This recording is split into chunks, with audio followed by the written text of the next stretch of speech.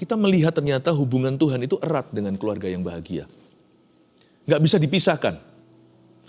Namanya a good family, a godly family, atau keluarga yang takut akan Tuhan, keluarga yang diberkati, itu nggak bisa jauh-jauh jatuh dari pohonnya.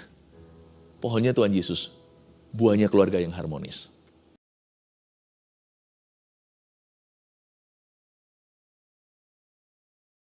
Tuhan seperti sorga.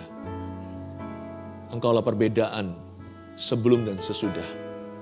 Sungguh tidak ada yang seperti Engkau di hidup kami ya Tuhan. Kami bangga, terhormat bisa memanggil-Mu Bapa, ya Abah, panggilan akrab dan mesra. Karena Engkau memang menjadikan kami keluarga-Mu Tuhan Yesus. Terima kasih Tuhan, sampaikan sabda-Mu. Kami pun juga punya keluarga, punya rumah tangga yang harus kami persembahkan kepada-Mu, di mana kami berjuang senantiasa untuk menjadikan Tuhan selalu center atau pusat dalam keluarga kami.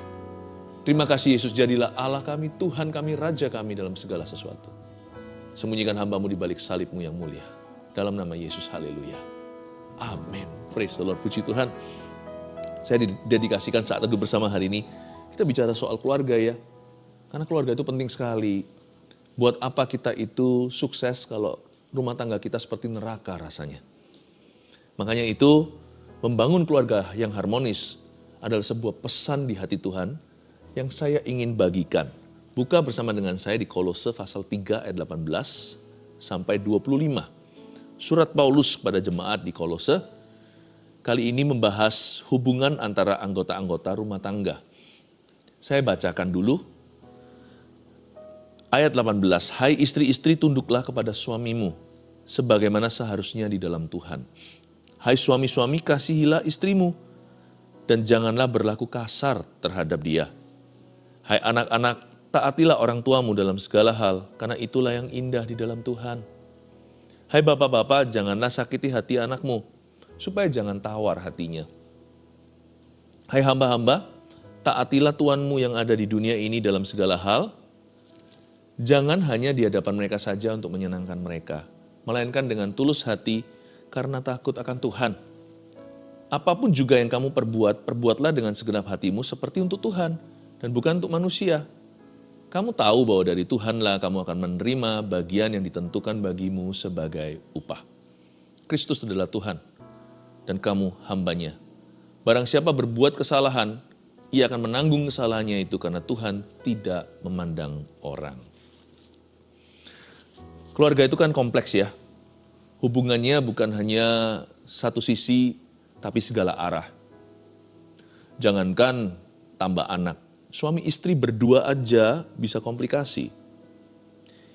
Makanya itu membangun keluarga yang harmonis itu susah-susah mudah. Mudah kalau kita buat gampang. Kalau kita libatkan Tuhan, tapi jadi susah kalau kita mengandalkan kekuatan dan hikmat sendiri. Di sini banyak orang gagal dalam menjalin hubungan dalam rumah tangganya. Saya ingin sekali keluarga saat teduh, selain kita ini sendiri juga adalah keluarga rohani, tapi saya ingin dan saya rindu agar keluarga Anda diberkati. Dan episode yang sekarang saat teduh bersama ini akan mengurapi rumah tanggamu. Firman itu kan memandikan, firman itu menghapuskan yang salah, yang kotor, yang najis. Firman itu menyucikan. Saya berdoa supaya pesan Tuhan sekarang ini akan mengupgrade hubungan Anda satu dengan yang lainnya. Dan juga supaya bisa mendatangkan hadirat Allah. Kalau pertama-tama kita baca tadi, waktu kita baca seluruhnya tadi, istri, suami, bahkan bukan hanya anak, sampai ke hamba, pegawainya, atau pembantu rumah tangga. Semua dilibatkan dalam kehidupan rumah tangga. Saya kasih aja poin-poinnya lebih dulu, agak early di awal-awal. Nanti lalu saya ajak kita untuk melihat bagaimana poin-poin itu ternyata sudah ada di dalam ayat-ayat. Ya, yang pertama tulis dulu, bagaimana kita bisa membangun keluarga yang harmonis. Satu ini nggak bisa dinego. Jadikan Kristus Tuhan dan pusat keluarga. Jadikan Kristus Tuhan dan pusat keluarga. Kita baca ulang ya, tapi kali ini kita menemukan hubungan Kristus dengan family. Waktu kita baca pas dari Tuhan Yesus, kalau kita mau happy, benar-benar happy yang sejati, bukan happy-nya dunia yang semu ini, tapi kalau kita mau mengalami berkat-berkat Tuhan di dalamnya, harus jadikan Tuhan Yesus kepala. Meskipun kepala keluarga, kepala rumah tangga itu suami, tapi kepala suami dan laki-laki adalah Tuhan. Kita harus jadikan Tuhan itu Tuan atas rumah tangga kita. Jesus must be placed above all else. Yesus harus ditaruh di atas segala sesuatu. Dan Yesus harus jadi pusatnya. Jesus be the center of the family. Yesus di atas, Yesus di pusatnya. Yesus di tengah-tengah keluarga, dan Yesus adalah plafonnya. Kalau kita melakukan itu, niscaya pastilah keluarga kita diurapi. Coba sekarang kita lihat hubungan Kristus dengan family. Baca sekali lagi ya. Hai istri-istri, tunduklah kepada suamimu. Lalu ada kalimat berikutnya, sebagaimana seharusnya di dalam Tuhan. Ini nggak possible. Nggak mungkin kita bisa mencapainya kalau bukan karena Tuhan yang menolong kita. Apalagi zaman sekarang ini emansipasi. Apa-apaan tunduk. Gerakan feminis mengatakan, kami setara dengan laki-laki. Iya, ini nggak bicara tentang superioritas atau inferioritas. Tapi ini bicara tentang tatanan Tuhan. Ini bicara tentang desain atau desainnya Tuhan sejak ciptaan. Lihat ya hubungannya, hai istri-istri tunduklah kepada suamimu sebagaimana seharusnya di dalam Tuhan. Hai suami-suami, kasihilah istrimu dan janganlah berlaku kasar terhadap dia. Hai anak-anak, taatilah orang tuamu dalam segala hal. Karena, lihat itu, karena itulah yang indah di dalam Tuhan. Tuhan lagi. Hai bapak-bapak, janganlah sakiti hati anakmu supaya jangan tawar hatinya. Hai hamba-hamba, taatilah Tuhanmu yang di dunia ini dalam segala hal. Jangan hanya di hadapan mereka saja untuk menyenangkan mereka, melainkan dengan tulus karena takut akan Tuhan. Tanpa takut akan Tuhan, mudah mencuri kalau tidak ada sepasang mata yang melihat atau CCTV. Karena manusia itu makin hari makin bobrok moralnya. Semua ini nggak bisa terjadi, semua yang Tuhan firmankan nggak bisa digenapi, kecuali kalau kita bersandar pada Tuhan Yesus. Karena takut akan Tuhan, maka kamu akan melakukan semuanya itu bukan untuk menyenangkan manusia. Apapun juga yang kamu perbuatlah dengan segenap hatimu. Lihat tadi, seperti untuk Tuhan. Tuhan jadi patron modelnya. Kalau keluarga kita mau bahagia, role modelnya siapa dulu? Karena zaman sekarang ini zaman edan.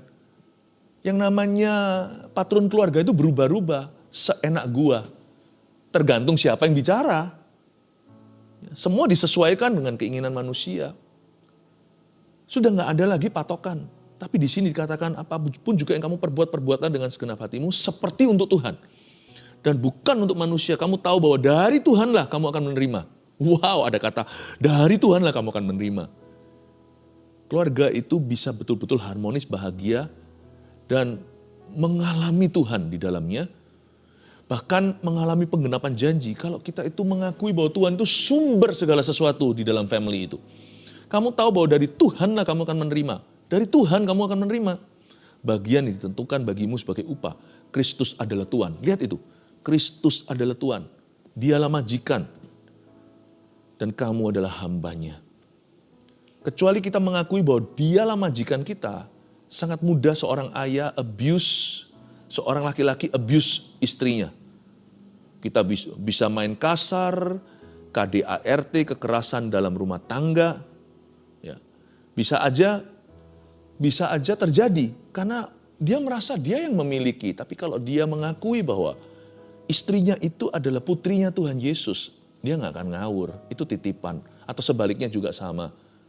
Wanita juga bisa loh abuse suaminya, bisa kurang ajar.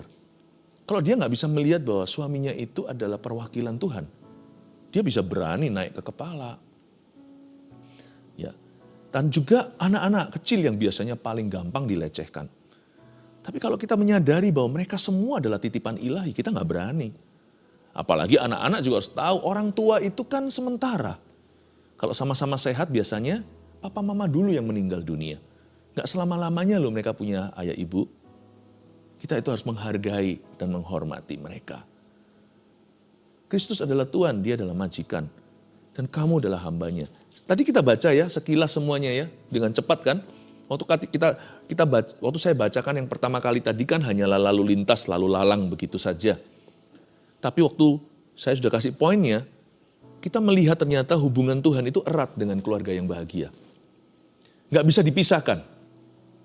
Namanya a good family, a godly family, atau keluarga yang takut akan Tuhan, keluarga yang diberkati, itu nggak bisa jauh-jauh jatuh dari pohonnya. Pohonnya Tuhan Yesus, buahnya keluarga yang harmonis. Kalau kita mau punya keluarga yang excellent, maka tidak bisa tidak, kita harus sengaja setiap hari, setiap saat, dari waktu ke waktu lebih sengaja lagi, jadikan Kristus Tuhan atas keluargamu. Dia menjadi pusat atau center of the family. Berarti segala sesuatu itu berporos pada Kristus. Kalau kita mau membuat keputusan, bukan ngeroh sih, dengar suara Tuhan, tapi kita harus nurut sama firman, karena firman ini guiding light, pelita bagi kaki keluarga itu dan terang bagi jalan mereka. Bukan berarti melulu ngomongnya tentang kerohanian. Enggak sih, keluarga itu harus apa adanya. Kadang-kadang bisa saja on the lighter side, waktu hati dipenuhi dengan humor, tertawa, bercanda, enggak harus selalu sok rohani, tapi selalu di dalam Kristus, tidak boleh keluar dari framework, enggak boleh keluar dari bingkainya itu, atau boundary. Perbatasannya adalah perkenanan Allah. Di luar itu kita enggak boleh nyerempet ke dosa. Bahkan keluarga yang sama-sama pelayanan itu lebih hoki lagi kata orang dunia. Lebih diberkati, kenapa? Karena mereka itu punya common interest. Mereka punya kesukaan yang sama. Bisa bayangkan nggak? Ayahnya pelayanan, ibunya juga sama, anak-anaknya. Jadi bicara mereka seputar perkara-perkara Tuhan. Mereka bisa saling sharing.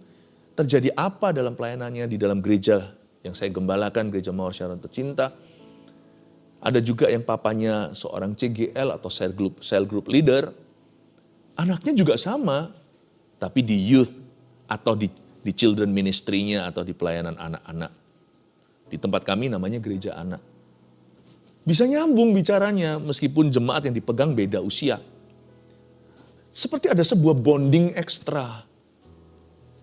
Bukan hanya papa dan anaknya, tapi seperti ada sebuah kesungkanan yang baik, yaitu aku dan kamu, papa dan kamu, sama-sama pelayan Tuhan. Seperti ada suatu bonding saudara seiman. Jadi ada apa-apa itu ada yang jaga. Kalau saya mau semena-mena itu, saya nggak berani juga, karena dia juga jemaat saya. Bukan hanya anak saya. Demikian pula sebaliknya. Anak juga nggak berani, gimana? Karena sama-sama dalam Kristus. Yesus memerintah. Itu indah loh, luar biasa. Kalau Kristus itu di tengah, dia jadi pusat pembicaraan kita.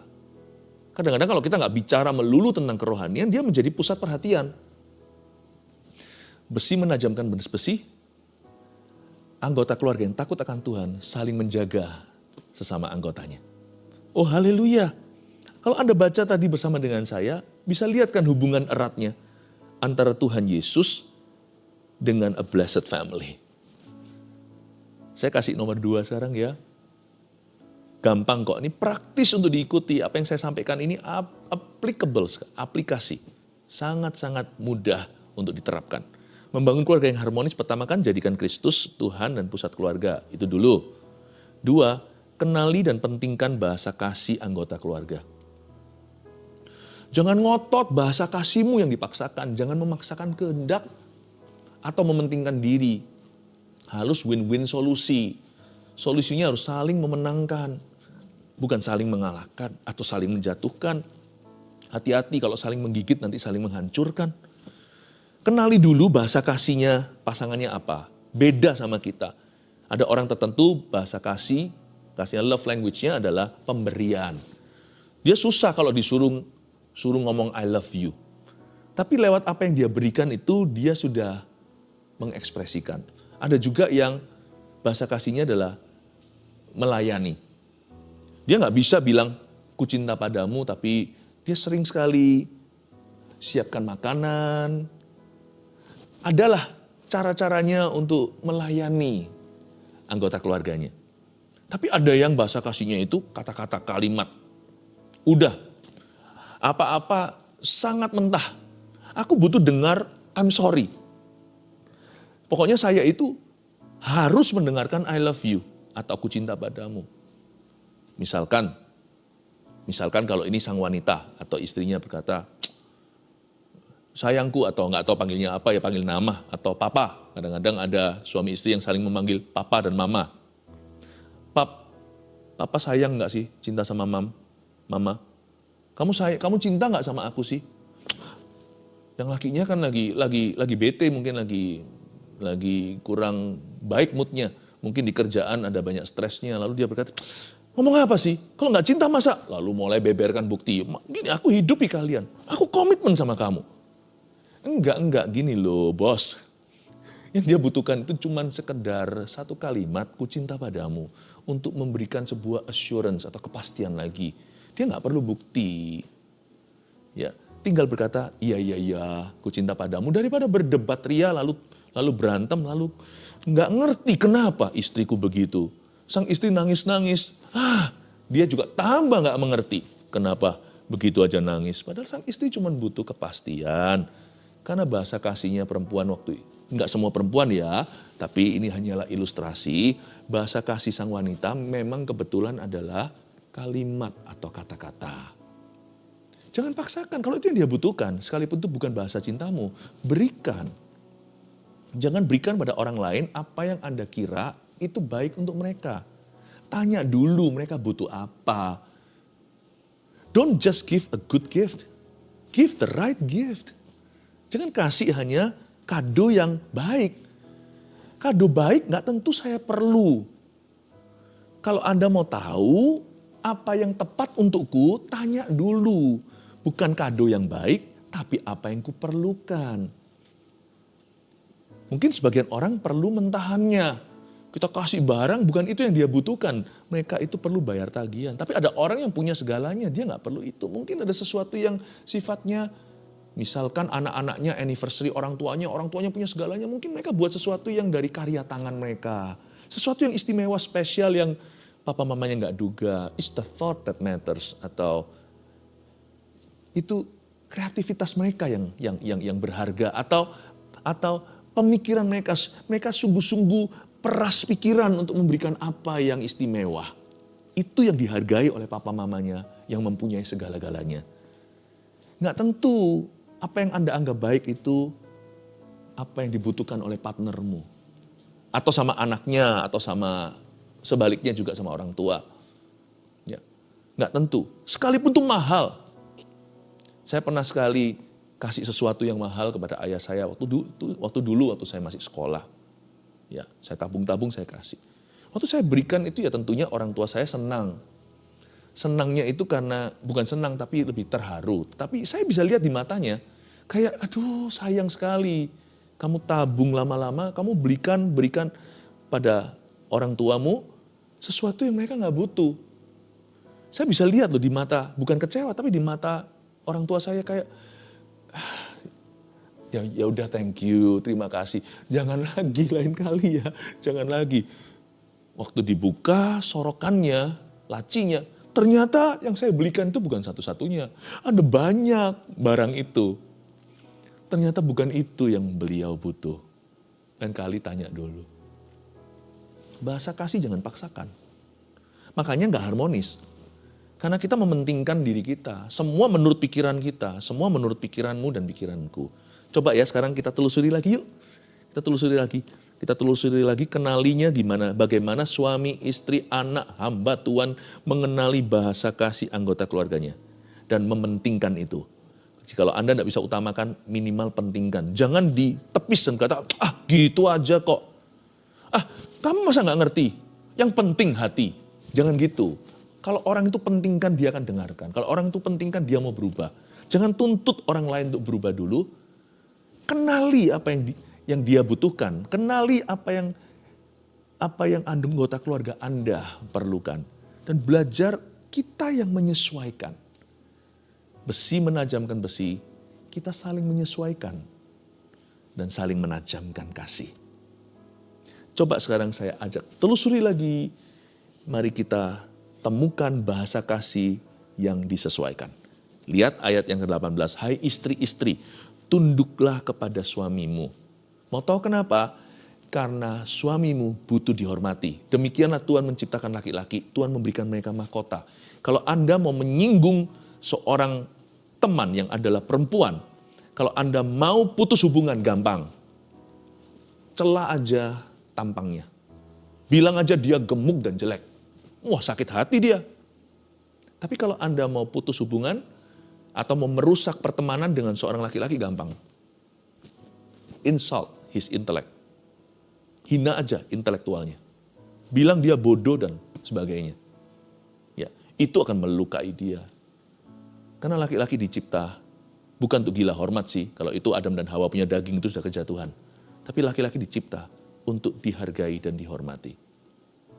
Karena itu, ini bahasa kasihnya bukan dari istri, tapi kebutuhan suami. Coba sekarang lihat ya, kebutuhan istri apa? Hai suami-suami, kasihilah istrimu dan janganlah berlaku kasar terhadap dia. Mau perempuan itu wanita besi, tetap ada satu titik dia butuh untuk dikasih, bukan karena kelemahannya, tapi karena kewanitaannya. Itu bukan inferioritas. Menurut saya malah dalam banyak bidang pekerjaan perempuan lebih bagus dari laki-laki. Bukan hanya job-job yang notabene wanita, bukan ya. Ada beberapa job-job yang notabene pria pun perempuan lebih bagus loh. Oh, kita ini memang equal. Tapi lihat ya, suami-suami, kasihlah istrimu. Dunia laki-laki itu dunia hormat. Mana ada lemah lembut, coba kasih anak kecil boy, kasih boneka, dijadikan justice, dijadikan tinju. Kasih yang perempuan. Ini secara umum maksud saya. Langsung disisir, dimandikan. Tapi itu yang dibutuhkan oleh seorang wanita. Hai suami, kasihlah istrimu. Kamu harus lembut sama dia. Kasih itu berarti juga dengarkan dulu, jangan komentar cepat-cepat. Pahami bahwa perasaan perempuan tidak sama dengan laki-laki, punya logika. Bukan siapa benar, siapa salah. Tapi siapa dulu atau yang didahulukan. Hai suami, kasihilah istrimu. Dan jangan kasar sama dia. The greatest turn off. Kalau mau matikan lampu, sukanya dia kepadamu gampang. Kasar aja sama dia. Tutup pintu langsung dia. Seorang wanita yang menghargai dirinya tidak bisa dikasari. Ini lihat, anak-anak. Coba anak-anak ya. Hai anak-anak, taatilah orang tuamu dalam segala hal. Karena itulah yang indah dalam Tuhan. Karena orang tua butuh ditaati. Mau tahu bahasa kasih kita kepada ortu? Kepada papa mama gampang. Jangan muluk-muluk kasih kado lah, I love you lah, cipika, cium pipi kanan, cium pipi kiri. Yang penting bukti, lihat ya papa mama ujungnya, kamu taat nggak? Bisa dipercaya nggak? Kamu jujur nggak? Papa kasih kamu tugas, jalankan nggak? Mama minta tolong, kamu lakukan nggak? Orang tua itu butuh ditaati. Waktu kecil anaknya, mereka masih toleransi, tapi waktu semakin dewasa, tuntutan mereka pun bertambah. Mereka maunya satu. Aku mau lihat kamu, papa mama mau lihat kamu taat sama papa mama. Jadi janganlah anak-anak muda mencoba menyenangkan orang tuanya dengan jalan lain. Bahasa kasih mereka itu ditaati soalnya. Nah, sekarang kebalikan. Bapak-bapak janganlah sakiti hatimu, anakmu, supaya jangan tawar hatinya. Anak-anak butuh dikasih dengan cara anak muda. Jangan paksakan kehendakmu papa mama. Kalau kita mau tunjukkan kasih ke anak-anak kita, hanya satu jalan. Lawan kata jangan sakiti hati anakmu itu adalah support. Lawan kata jangan sakiti itu adalah support mereka atau dukung mereka. They must feel backed up by you. Mereka harus merasa supported by you. Mereka harus merasa mereka diterima apa adanya, bahkan ketika mereka gagal. Papa mamaku tidak akan give up atau menyerah atas diriku. Ya aku bodoh, aku kilaf, tapi they will not give up on me. Itulah bahasa kasih seorang anak-anak. Dan kadang-kadang yang paling dibutuhkan oleh mereka adalah saat-saat mereka gagal. Aneh memang. Disinilah banyak orang tua gak jodoh sama anaknya. Orang tua mengasihi anaknya waktu mereka baik. Tapi waktu anaknya salah, sebenarnya disitulah momen yang paling indah kasih untuk diberi dan kasih untuk diterima. Inilah yang membuat orang tua dan anak bonding seumur hidup nantinya atau bisa terikat batinnya. Bukan berarti kita doakan supaya mereka salah. Tapi ketika mereka salah, doakan mereka. Sebab seorang anak jangan disakiti hatinya, jangan dibuat tawar hati. Support, dukung. But I will still believe in you. Papa mama akan tetap percaya sama kamu. Ya, hamba-hamba, taatilah Tuhanmu yang di dunia ini dalam segala hal. Taati. Sama seperti anak kepada orang tuanya. Hamba, pegawai, pembantunya kepada majikan. Taat itu segalanya. Jangan bilang muluk-muluk lah tentang gimana, apalagi kalau sama-sama anak Tuhan, lalu sebut Tuhan, Tuhan, tetapi beda kelakuan. Kalau kita mau jadi berkat buat majikan kita, lakukan tugasmu dengan baik dan benar. Selesaikan tugas Anda dengan cara yang mulia. Taat kepada mereka. Tapi sekarang saya balik lagi. Kalau kasih kepada hamba-hambanya seperti apa? Coba kita lompat ayat 24. Kamu tahu bahwa dari Tuhanlah kamu akan menerima bagian yang ditentukan bagimu sebagai upah. Itu peringatan Tuhan kepada majikan. Kristus adalah Tuhan dan kamu adalah hambanya. Nanti kalau kita baca di pasal 4 ayat 1, nggak usah dibuka ya. Hai Tuhan, Tuhan berlakulah adil dan jujur terhadap hambamu. Ingatlah kamu juga mempunyai bos di sorga. Punya Tuhan di sorga. Tuhan tuh bela loh kaum yang lebih lemah di dalam tangga otoritas. Tuhan bilang kamu jangan semena-mena ya, kamu di atas masih ada Tuhan loh. Masih punya bos di sorga. Kamu berlaku adil dan jujur. Kalau pembantu kita, pegawai kita keluar masuk pintu depan, keluar pintu belakang, gak akan sehat rumah tangga atau perusahaanmu. Itulah sebabnya sekalipun bayarannya gede, besar sekalipun, banyak nggak bisa awet bekerja. Kenapa? Karena stres kerja di bawah orang-orang yang seorang majikan yang semena-mena. Loh, kerja pasti ada stresnya, itu stres yang baik. Tapi kalau dibentak-bentak, kalau tidak make sense, nggak masuk akal tuntutannya, dan juga kalau baik tidak dipuji, bukan berarti jadi generasi stroberi yang lembek sekali harus dipuji baru bekerja, bukan. Tapi nggak ada salahnya kan, kalau orang itu berbuat baik atau benar, itu kita memberikan komplimen dan berkata, terima kasih. Kalau kita bisa lakukan itu, kita jalan di mil kedua, lihat ya nanti pegawai pembantumu itu awet lama-lama menua bersama dengan Anda, nggak akan keluar masuk. Karena kebahagiaan rumah tangga ternyata diselipkan, Tuhan tidak lupakan kelompok pekerja. Tuhan kalau mau memang betul-betul bicara tentang family lewat Paulus ini, surat ini, harusnya istri, suami, anak-anak cukup. Ternyata enggak. Ada pendatang. Jadikan mereka sebagai keluargamu. Anggaplah mereka juga anggota rumah tanggamu. Perlakukan mereka dengan baik dalam takut akan Tuhan. Karena bahagiamu, bahagia keluarga, suami, istri, dan anak-anaknya sangat bergantung pegawai dan pembantunya. Makanya Tuhan berkata, bahasa kasih ke mereka, digaji jangan ditahan. Janganlah kita itu mempermainkan upah mereka. Jangan kita menahan kebaikan dari mereka. Jangan hanya teguran diberi kalau memang perlu diberikan, tapi juga fair-fairan memberikan kepada mereka apa yang mereka patut, apa yang mereka berhak terima. Baik itu imbalan atau itu penghargaan untuk mereka. Lakukan, karena mereka juga adalah orang-orang yang dicinta oleh Tuhan. Dia tentu bahasa kasih. Saya akan tambahkan satu lagi, yang terakhir poin ini, yang ini nggak usah lihat dari Alkitab, ini common sense saja, atau apa yang masuk akal, yaitu luangkan waktu kualitas untuk bersenang dan berdoa. Ada pepatah, ini klasik sekali sih, a family that prays together, stays together. Tambahkan lagi, a family that plays together, stays together. Keluarga yang bisa bersenang-senang bersama-sama dan berdoa bersama-sama biasanya akan kuat dan kokoh bersama-sama melalui segala badai yang menerpa setiap musim kehidupan. Ini yang saya sebut sebagai keintiman rohani dan keintiman emosi. Supaya nggak melulu kalau mikir soal family itu trauma gitu. Aduh berat di hati. Tapi ada kesenangan-kesenangan yang disebut memori indah. Luangkan waktu. Suami dan istri harus ada waktu kencan bersama. Sekalipun udah menikahnya puluhan tahun. Harus ada secara periodik, secara regularly, secara teratur. Harus punya family time dengan keluarga. Bukan hanya berdoa bersama. Tapi pergi bersama, berlibur bersama. Kalau memang kesulitan keuangan, nggak usah berlibur bersama. Tapi mungkin melakukan sesuatu yang Nggak perlu keluar duit sama sekali, tidak ada biaya. Tapi mungkin berlima, berenam, berapa anggota keluarga Anda? Bertiga, atau cuman suami istri berdua. Punya waktu kualitas, tidak harus mahal. Siapa bilang money can buy everything, uang bisa membeli segala sesuatu? Tidak. Ada hal-hal tertentu yang kita bisa enjoy di alam semesta secara free dari Tuhan dan pencipta kita.